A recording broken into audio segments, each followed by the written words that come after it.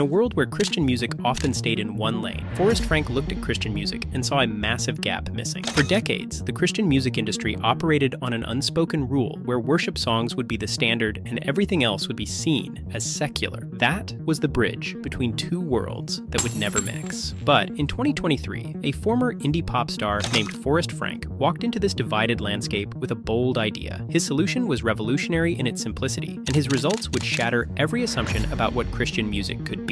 This is the story of how Forrest Frank didn't just make music, but redefined an entire genre.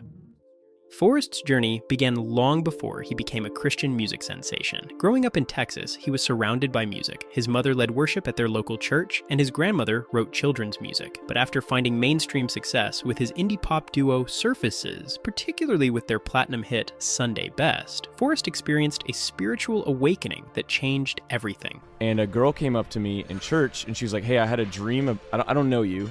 Right. She was from a different city, and I might have told you the story before, but she was like, "Hey, God gave me a dream about someone named Forrest Frank, and these people are saying your name's Forrest Frank. So can I share this dream with you?"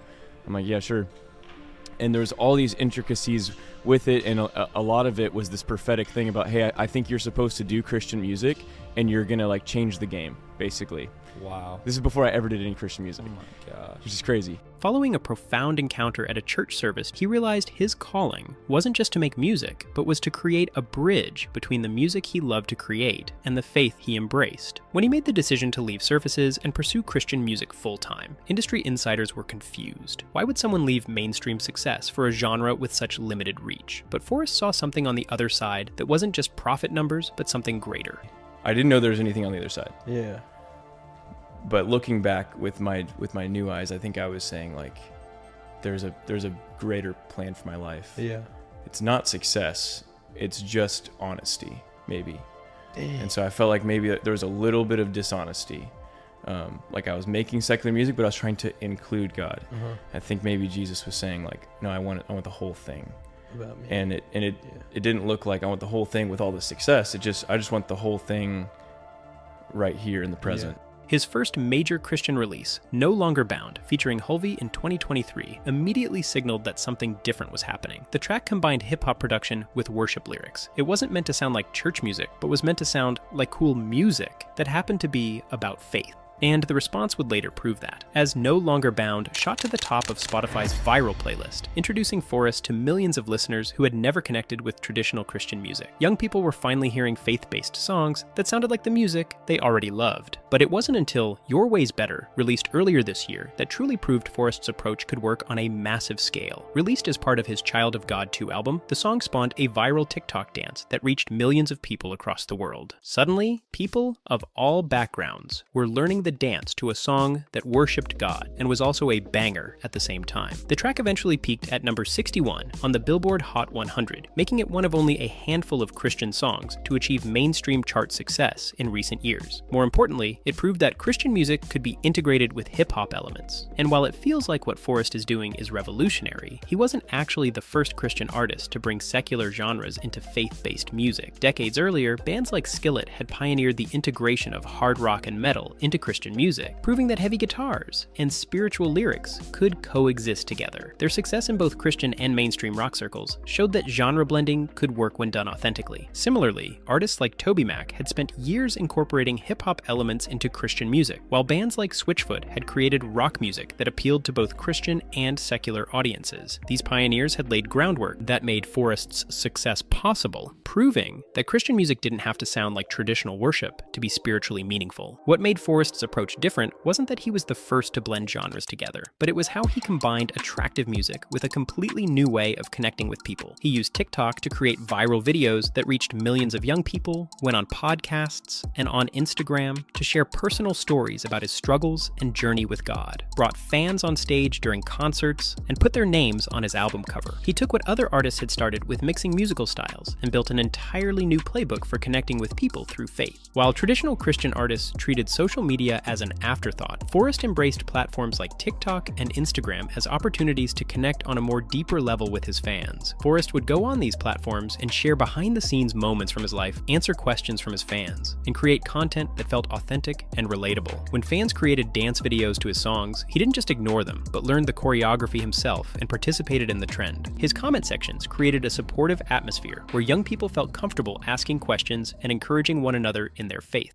And in July 2025, Forrest's career and faith were put to the ultimate test when a skateboarding accident left him with multiple spinal fractures that nearly ended his career. Instead of taking this time to stay at home, relax, and keep away from the spotlight while he recovered from his injury, Forrest would go on to do something that not only produced some of his best songs, but showcased his vulnerability and authenticity as someone who is just like one of us on their journey with the Lord. God's Got My Back, written and recorded just days after the accident using only his laptop, became Atlantic Music Group's top US streaming debut. The vulnerability was unprecedented. This wasn't a planned song that was meant to be written, but a showcase of how God can use our toughest moments and turn them into our greatest accomplishments. The authenticity and realness Forrest showed in God's Got My Back connected deeply with his audience, and showed that Forrest isn't just an artist, but a human as well, who goes through human experiences just like us. And by showing this realness in his songs, it connected with his fans who were facing their own struggles as well. And when Forrest announced just 2 weeks later that X-rays showed complete healing with no remaining fractures, it would go on to amplify Forrest's music even more. Now, whether you viewed it as a miraculous healing from God or just a standard recovery, the incident demonstrated how Forrest's willingness to share his most personal experiences created connections with his fans that traditional Christian artists rarely achieved. However, just weeks after Frank shared his healing story, established Christian artists began poking fun at the situation. Cory Asbury, a well-known Christian artist behind the song Reckless Love, decided to create a parody vasectomy song poking fun at Frank's recovery process. And while for many artists it would have been easier to throw negativity back at those poking fun, Forrest decided on a different approach. He wrote a song called Misunderstood and publicly invited his critics to collaborate with him. The gesture was both vulnerable and challenging. Instead of attacking those who had hurt him, he offered partnership. Cory Asbury, the writer of Reckless Love, who had created one of the parody videos, responded with a public apology and accepted the collaboration invitation. Their reconciliation became its own viral moment, demonstrating Christian principles of forgiveness, playing out in real time on social media. The incident revealed another way Forrest differed from typical Christian artists: his willingness to address conflict with grace rather than avoiding it altogether. He showed that authentic faith could handle criticism and controversy without compromising its core message.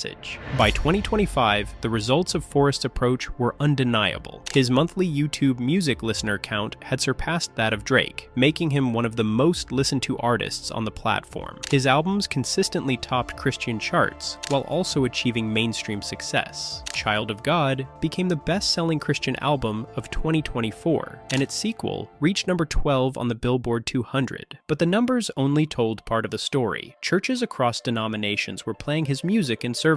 Secular radio stations were adding his tracks to mainstream playlists. Young people who had never engaged with Christian music were discovering faith through his songs. Most significantly, Forrest had proven that the supposed choice between spiritual authenticity and cultural relevance was a false dilemma. His unwavering commitment to his faith hadn't limited his reach. It had expanded it exponentially. What made Forrest Frank different wasn't any single element of his approach. It was how all these pieces worked together to create something unprecedented in Christian music. His genre-blending sound made faith-based music accessible to broader audiences. His social media savvy brought ministry into digital spaces where young people actually lived. His authentic fan interactions made Christianity feel relatable rather than distant. But perhaps most importantly, Forrest had demonstrated that Christian artists could engage fully with contemporary culture without compromising their spiritual message. He proved that cool Christian music wasn't a contradiction. It was a necessity for reaching a generation that had been largely overlooked by traditional religious media.